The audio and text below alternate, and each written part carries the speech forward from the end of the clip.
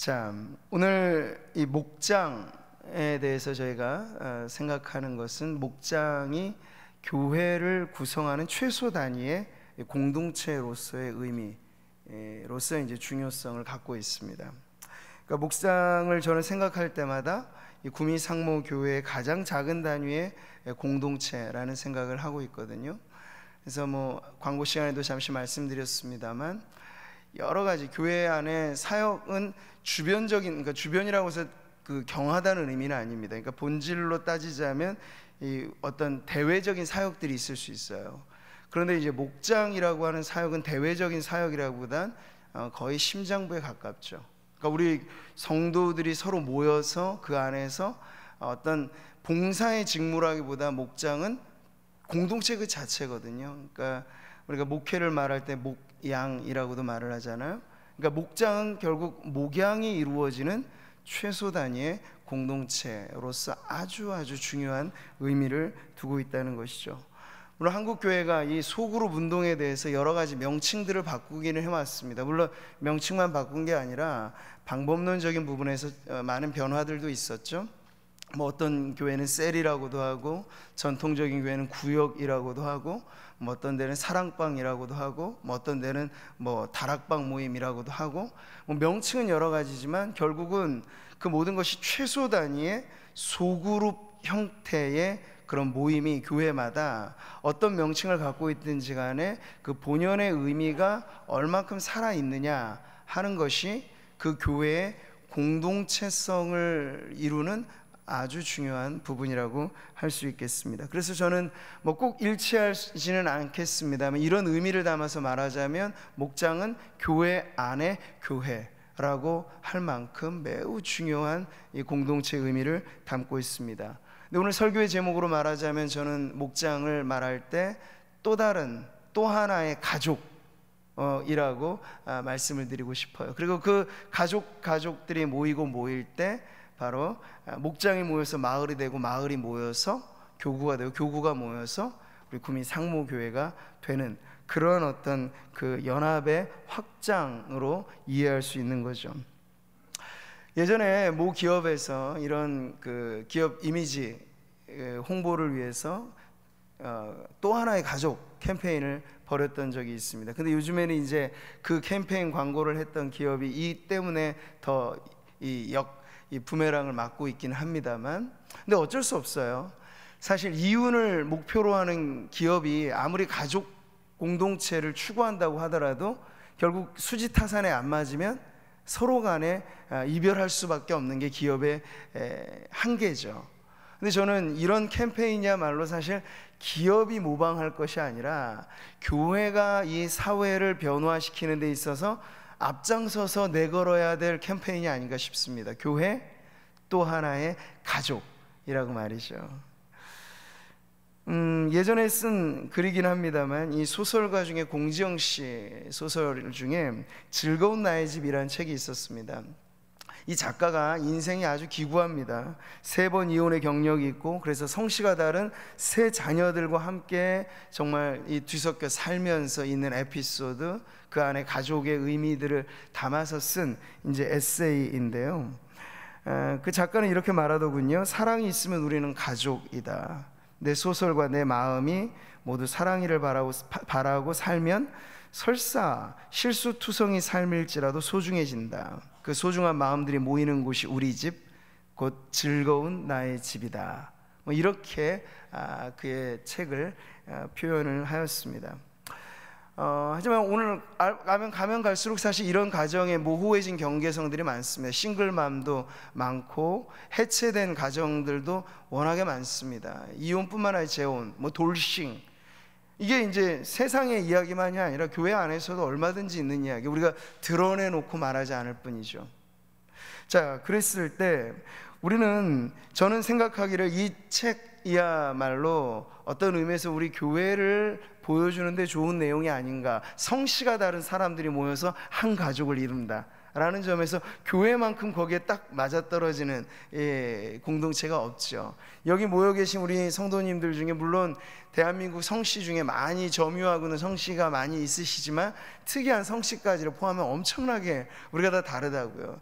뭐 하나 성만 하더라도 본관 따지면 여러 가지 다 다르잖아요. 근데 우리가 이렇게 모여서 우리가 하나 가족이다라고 말하는 게 이게 엄청 사실은 신기한 일이에요. 이상한 일이기도 하고, 근데 우리에게 너무나 자연스럽게 와닿게 된 것이 과연 무엇 때문일까 생각해 보는 것이죠.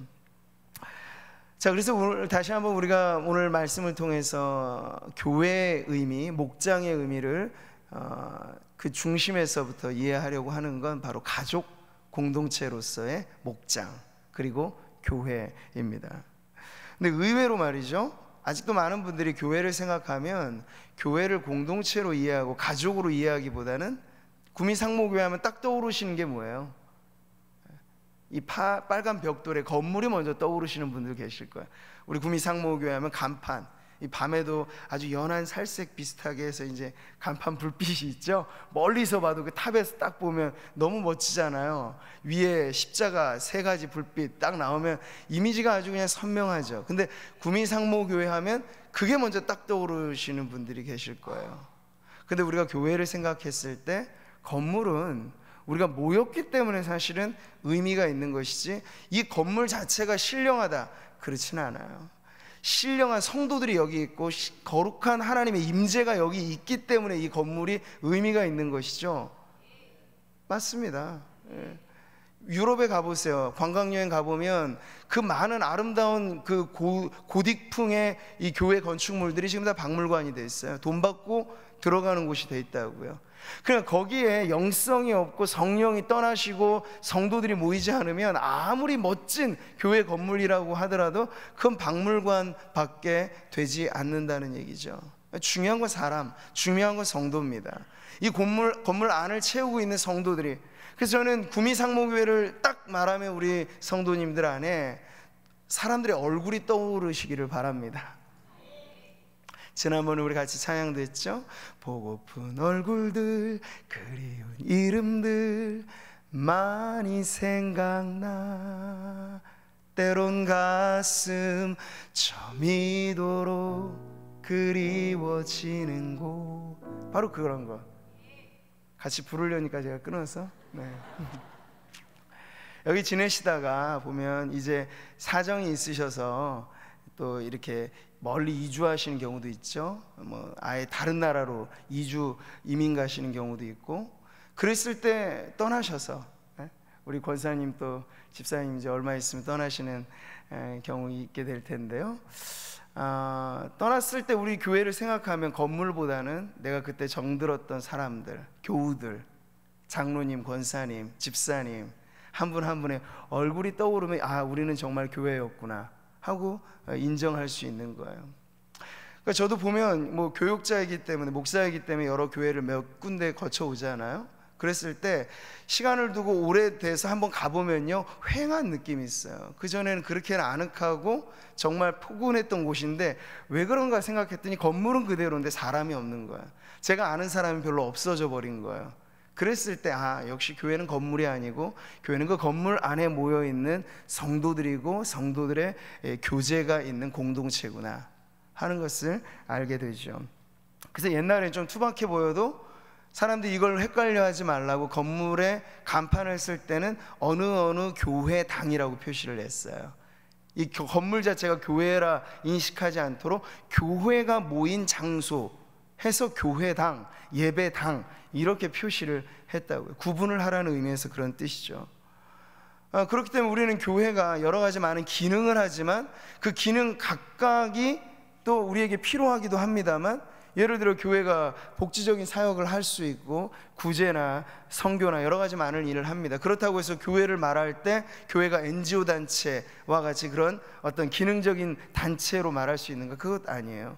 선교를 합니다만 선교단체라고 교회를 말하지는 않습니다. 그러니까 그보다도 중요한 게 있다는 거예요. 교회를 교회되게 하는 데 있어서는 가장 중요한 건 성도들이 연합하여 함께 교제하는 그 자리야말로 교회를 교회답게 만드는 가장 중요한 내용이 된다는 것이죠.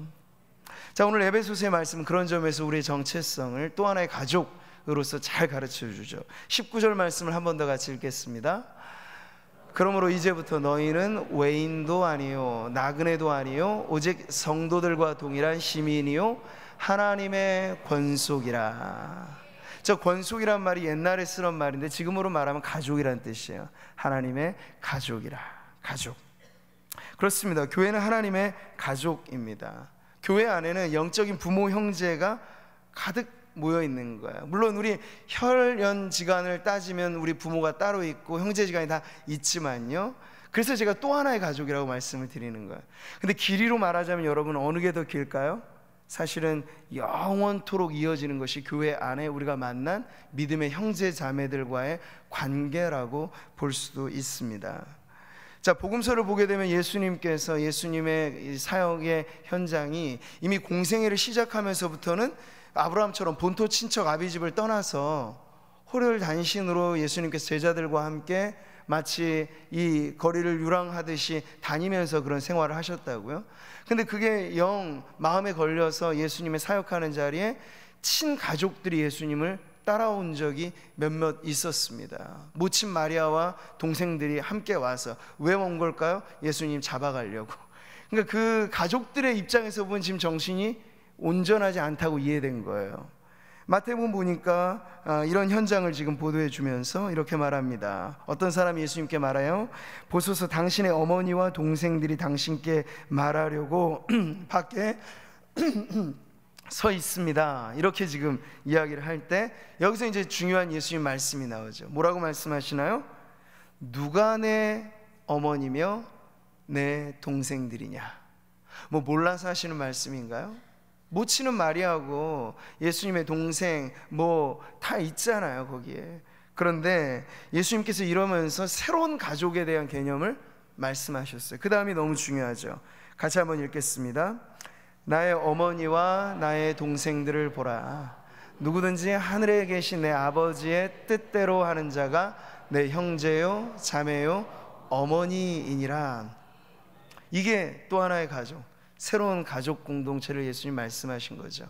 한 하늘 아버지를 모시고 그 하나님 아버지 스라에서 아버지의 뜻대로 함께 교제하고 아버지의 뜻대로 살아가는 이들이야말로 예수님 그 주변에 모였던 제자들을 가리킨 것입니다. 만약 오늘 현장에 주님 말씀하셨다면 예배하는 이 자리에 있는 우리 상모교회 모든 성도님들에 대하여 주님 말씀하실 거예요.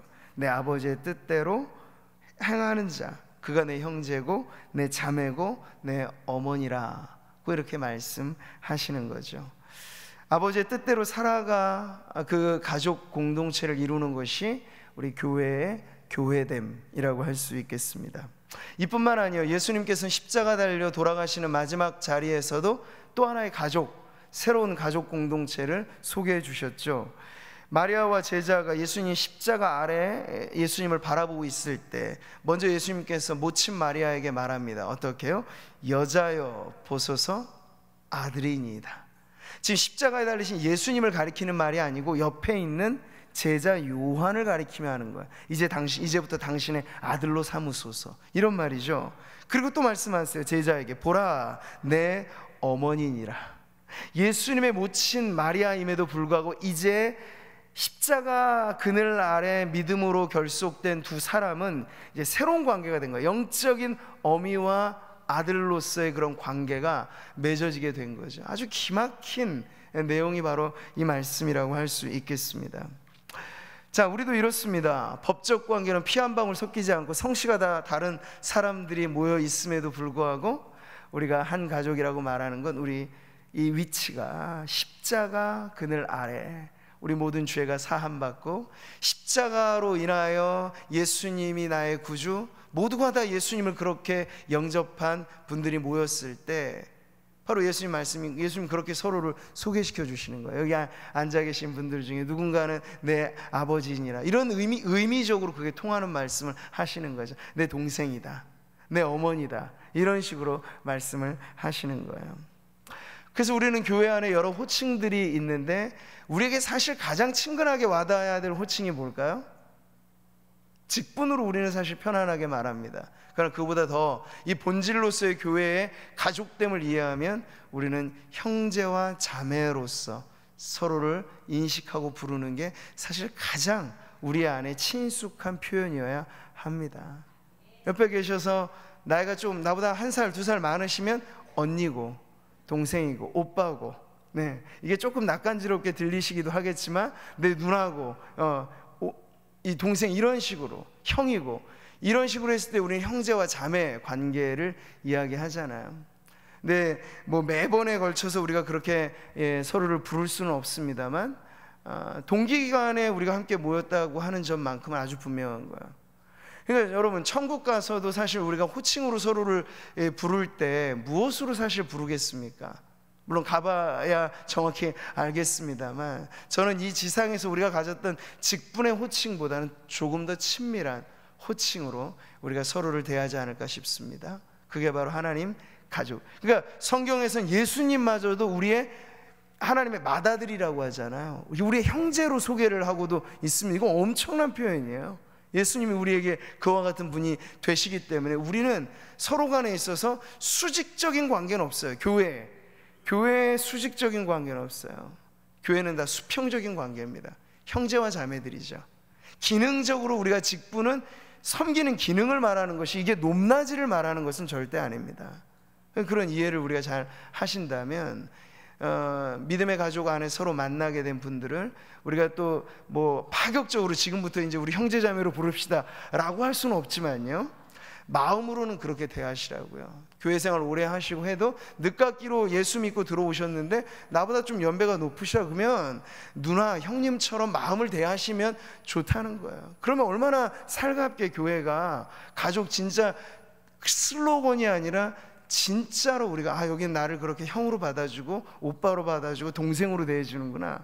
요즘에 세상 가보세요. 이웃사촌이란 말이 왜 나왔습니까? 피부치조차도 사실은 명절 돼야 만날까 말까 하는 게 현대 가족 구성의 한계, 너무나 메말라가는 이 모습이죠. 근데 교회에 우리는 적어도 매주 와서 매주 만나게 될 때 친근하게 형제와 자매로 서로를 대한다라고 하면, 그렇지 않아도 외롭고 힘겹게 살아가는 많은 성도들이 교회 안에서 이 외로움을 달랠 길은 바로 이러한 가족 공동체로서의 교회의 교제가 일어날 때 바로 그런 외로움이 달래지고 고독하지 않고 우리가 함께 하나됨을 이루었다라고 말할 수 있게 되는 거죠. 저는 결혼 주례를 할 때 늘 축복된 가정에 대한 모델을 교회로 제시합니다. 그래서 제일 행복한 가정을 말하면 교회 같은 가정. 근데 거꾸로 교회에 대해서 가장 축복된 교회를 말하면 뭘까요? 가정 같은 교회라고 말하면 좋죠. 자, 그런데 우리는 어쩔 수 없는 수적인 한계라고 하는 것을 느끼기 때문에 주일날 대예배 때 이 예배당 안에만 해도 엄청난 성도들이 모이고 예배 마치면 다 대열 자체가 지금은 다 일직선으로 지금 앉아 계시잖아요. 서로를 볼 수 있는 대형이 아니고 대부분은 다 저만 바라보시고 화면만 보시고 그렇게 되어 있단 말이에요. 그러니까 서로를 볼 겨를이 없어요. 예배 시간에 잠깐 샬롬 인사할 때 슬쩍 한번 보고 나면 또 앞을 보시는 거예요. 다 대형 자체가 이래요. 끝나면 또 가기가 바쁘시니까 일직선으로 앉았다가 화면 보다가 목사 보다가 그다가 이제 뒤돌아가시는 이런 형태니까 주일의 예배만 가지고는 서로 교제하고 가족 같은 우애를 나눈다는 건 너무나 어렵기 때문에, 그래서 중요한 게 목장이라는 거예요. 그래서 저는 오늘 우리 오후 찬양 예배하시는 분들 중에도 이러저러한 이유에서 목장에 참여가 아직 어려우신 분들이 있으실 수 있어요. 그리고 우리 남성 목장은 또 여성 목장에 비해서는 모이는 빈도수라든지 운영되는 형태 자체가 지금 똑같지는 않죠. 우리가 여성 목장 같은 경우는 매주 이렇게 모이는 모임으로 가는데, 이런 부분들도 이제 우리가 앞으로 조금 더 근접치로 좀 해서 이 목장의 존재 이유, 그리고 목장이 어떤 모델을 갖고 있느냐 했을 때 성도의 가족 같은 교제가 가능한 곳, 그리고 최소 단위의 가정으로서의 공동체를 유지한다 하는 취지와 목표를 가지고 나아가면 거기에 맞춰서 앞으로의 목장의 모임들이 이어지게 되리라고 생각하는데요. 오늘 이 자리에 아직 목장의 그런 의미에서 좀 참여가 어려우셨던 분들이 혹 계시다면 이번 가을을 기점으로 해서 꼭 목장을 찾아가시면 좋을 것 같습니다. 그리고 어떤 이유에서 목장에 한번 발을 좀 끊고 오랜 시간이 지나오셨던 성도님들 계시다면 그건 가족이랑 연을 끊는 것하고 좀 비슷할 수도 있어요.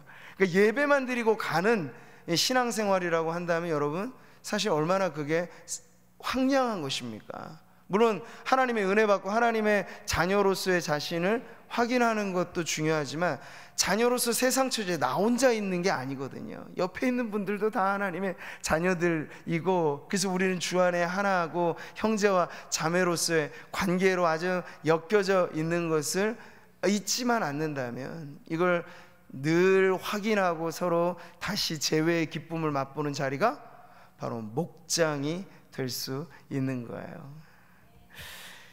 자, 여러분, 가족을 말할 때 우리는 두 가지로 표현을 하죠. 한솥밥을 먹고 그리고 한 지붕에 살고, 이걸 가족이라고 합니다. 물론 한 이불 덮고 자는 건 부부지간에 하는 거고, 저도 소시적에 우리 김인중 목사님 간증이 우리 어른들 연배에 가슴에 막 절절하게 와닿았던 건 그 살아오는 삶의 어려운 형편들이잖아요. 근데 저도 7 식구로 이렇게 살면서 어려웠던 시절 지나면 한 이불을 덮고 7 식구가 산 적이 있어요. 그랬을 때 여러분 한솥밥 한 지붕, 그야말로 방 한 칸에서 이 가족들 전체가 살았던 옛 추억을 생각해 보면, 근데 지금은 뭐 번듯하게 다들 각각 살아가지만 아련한 추억 속에 그때가 그리울 때가 있어요. 어렵게 살았지만 정말 그 안에 서로 콩 한 쪽도 나눠 먹고 없이 사는 살림에 서로를 더 끈끈하게 받아주었던 그런 때가, 아, 이게 가족이지 하는 생각을 할 때가 있다고요. 근데 뭐 한 이불까지는 아니더라도 두 가지는 우리가 확실하게 정립을 해야 돼요. 우리 목장 그리고 교회를 말할 때 한솥밥 공동체가 돼야 된다는 거 아주 분명합니다. 한솥밥 공동체가 뭘까요? 엄마가 지어준 밥 가지고 서로 나누어 먹고 싸우지 않고 그리고 골고루 먹고 이런 거죠. 한 밥상에 둘러앉아. 근데 지금 이러한 가장 기본적인 가족의 그림조차도 지금은 이제 안 그려집니다. 혼밥 시대잖아요. 도서관에서 혼자 공부하듯이 식당 가면요 칸막이로 되어 있어서 혼자 밥 먹는 식당이 이제 더 많아지고 있는 추세예요. 가족 안에서도 식사 시간이 서로 다 다르니까 저녁에 한번 모일까, 아침은 서로 다 바쁘니까 어렵고, 이게 지금 현대 사회의 가족의 모습이죠. 한솥밥 자체도 한 상에 둘러앉아 먹기가 어려운 거예요. 근데 우리 교회로 말하자면 목장이라고 하는 건 바로 그 한솥밥을 나누는, 이 예배 전체 대예배 안에서도 담임 목사가 지어낸 이 말씀이라고 하는 것, 설교가 곧 영혼의 양식으로 우리 성도들에게 먹여진다고 하는 점에는 한솥밥을 지금 드시는 거지만, 그걸 조금 더 서로 마치 소풍 가서 도시락 까놓고 서로 이야기하면서 나누는 그런 분위기에서 나눠 먹는 건 바로 목장에서의 교제에서만 사실 가능한 그림이라고 할 수 있겠죠. 그래서 매주 우리가 목자들이 훈련받고 교육받는 건 낮에 화요일, 밤에 수요일, 그렇게 이제 모여서 우리가 목장 모임을 위한 목자들의 준비 시간도 다름 아니에요. 주일날 나눴던 이 말씀을 더 찬찬히 그리고 구체적으로 자세하게 목자들에게 가르쳐 주면서 이걸 되도록 잘 목장 모임 때 목원들과 함께 나누시라, 그렇게 안내를 해주는 게 주중의 목자 모임입니다. 그래서 목장 모임의 형태, 내용이 다 다르실 수 있어요. 천편일률적이면 재미없죠. 목장 구성원에 따라 문화의 차이, 나이의 차이, 여러 가지 어떤 환경의 차이에 따라서 목장의 모임은 좀 가변적일 수 있어요. 그런데 항상 그 중심에 놓여져 있어야 되는 건 뭘까요? 한솥밥 공동체로서 말씀의 나눔이 목장을 중심을 붙잡아 주는 것이 되어야 합니다. 아멘이시죠? 안 그러면 자칫 잘못하면 개모임이 될 수 있으니까. 목장 모임이 단순한 사교 모임으로 전락될 수 있어요. 정말 그래요. 꼭 우리 교회 얘기는 절대 아닙니다만, 이런 소그룹 안에서 서로 돈 거래가 막 돼서 서로 맘 상하고 막 깨어지는 얘기를 제가 어느 이웃 교회에서 들은 적이 있어요. 근데 그래서는 안 된다는 거죠. 근데 그러지 않으려면 뭔가 비어있으면 빈틈을 찾아 마귀는 공격합니다. 근데 목장 모임이 모이긴 했는데 뭔가 채워짐 없이 모이기만 하면 그런 사사로운 것들로 목장 모임이 변질되기 쉬워요. 아니, 들로 산으로 놀러 가는 것도 1년에 한두 번이죠.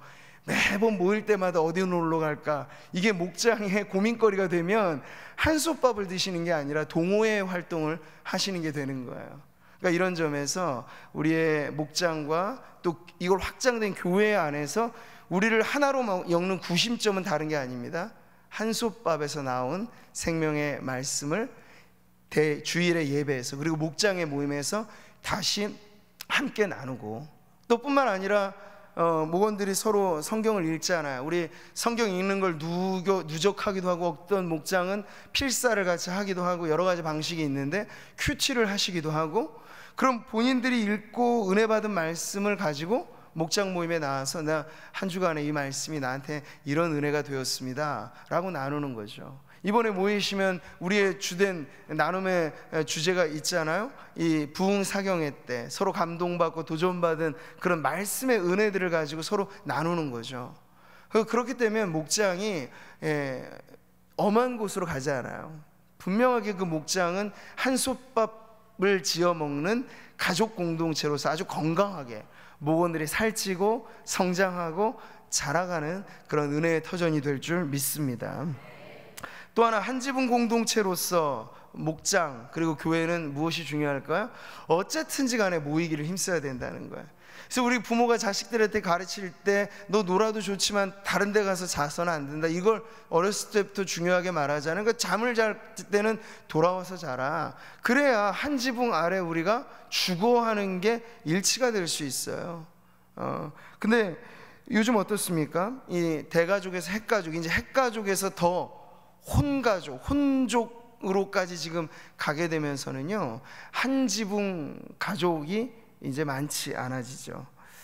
자, 저는 이런 시대의 말로 우리 교회가 한 지붕 공동체로서 가족됨의 관계를 자주자주 함께 교제를 통해서 나누어야 되리라 믿습니다.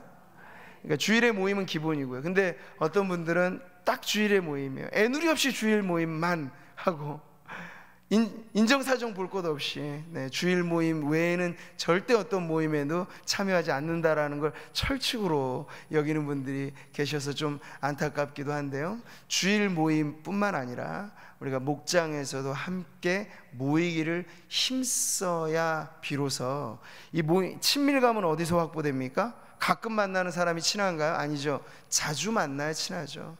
미우나 고우나 가족이 내 가족으로 느껴지는 건 뭐예요? 엄마 뱃속부터 엄마 아빠랑 지내고 태어나서 줄곧 같이 지내니까 그 만남의 빈도수가 있기 때문에 친밀하게 느껴지는 거죠. 교회도 마찬가지입니다. 일주일에 한 번 모인 만나는 교우 관계랑 목장에서 한 번 더 만나는 교우 관계랑은 같을래야 같을 수가 없는 거죠. 그러니까 한 지붕 공동체를 이룬다는 건 우리의 사귐이 주 안에서 더 친밀하게 만들어가진다는 걸 의미하는 것입니다. 자, 성경은 오늘날의 이 세태를 미리 예고하듯이 이렇게 말씀하고 있죠. 같이 한번 읽어보겠습니다. 모이기를 폐하는 어떤 사람들의 습관과 같이 하지 말고 오직 권하여 그날이 가까움을 볼수록 더욱 그리하자. 그러니까 우리 주님 다시 오실 날, 곧 이 세상의 종말이 가까워질수록 일어나는 현상 중에 하나는 오늘날의 모습이 꼭 그래요. 세상의 사람들이 더 개인주의화되고, 개인주의자는 이기주의자가 되고, 이제 가족도 없이 나 혼자 나 시대를 살고 있는 거야. 나 하나뿐인. 근데 교회는 그런 세상의 탕류를 거슬러 올라가서 아니다, 나 혼자가 아니라 우린 하나다 라고 하는 가치를 더 높이 새기면서 모이기를 힘쓰는 것, 힘써서 모이는 우리 구미상무교회 성도님들 되시기를 축복합니다. 목장의 모임이 그렇게 가을에 이전보다도 더 활성화돼서 모이면 그렇게나 좋을 수 없고, 모여서 한솥밥 지어 먹는 게 너무나 행복하고, 그런 모임이 즐겁게 모여지는 목장이 되시기를 축복합니다. 목자가 막 출석 체크한다고 해서 이 강제적으로 소환되는 목장이면 어렵죠. 목장의 모임의 시간이 기다려져야 돼요. 나 정말 힘든 일 많은데 빨리 목장 가서 이거 나누고 싶다. 나 이거 정말 기쁜 일 있는데 이 목장 가족들하고 빨리 나누고 싶다. 손꼽아 기다려지는 날, 목장의 모임. 이렇게 되도록 목장을 아주 매력적으로 만들 책임이 누구에게? 우리 목자들에게 있으신 거예요. 그래서 목자분들이 목장 한 번의 모임을 하더라도 그것을 위해서 엄청나게, 어떻게 하면 우리 목장 가족들이 모였을 때, 야, 여기가 천국이구나, 야, 여기가 정말 나를 어느 누구도 이해해주고 받아주지 않는 외로운 내 마음을 달래주는 곳이 바로 여기구나.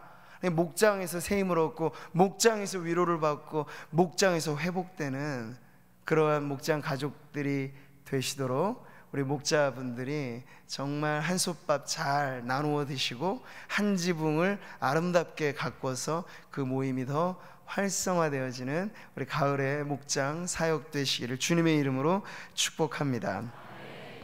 자, 이제 말씀을 맺겠습니다. 또 하나의 가족으로서 교회가 진정 가족 같은 공동체로 아주 친밀한 교제를 나누며 진리로 하나 되도록 우리는 구미상무교회의 가장 핵심에 있는 이 공동체, 목장의 사역을 위해서 기도해야 하겠습니다. 그리고 목장의 사역에 앞장서 나아가는 우리 목자분들은 저와 함께 목양에 동역하신다는 생각을 꼭 가지시면 좋을 것 같아요. 소수단이지만 나에게 맡겨주신 한 분 한 분을 한 영혼으로 대해 주셔야 돼요. 영혼은 가치가 얼마만큼 되죠? 천하보다 귀하잖아요. 천하보다 귀한 VIP를 우리 목장 가족으로 내가 지금 섬기고 있다 하는 마음을 가지고 목장 가족들을 품어주시고, 어미처럼 아비처럼 그 안에 속해 계신 분들을 생명의 공동체로 함께 인도하는 귀한 사명에 우리 귀한 목자분들이 모두 함께 동역하시고 그 동역함의 기쁨이 넘쳐나시기를 축복합니다.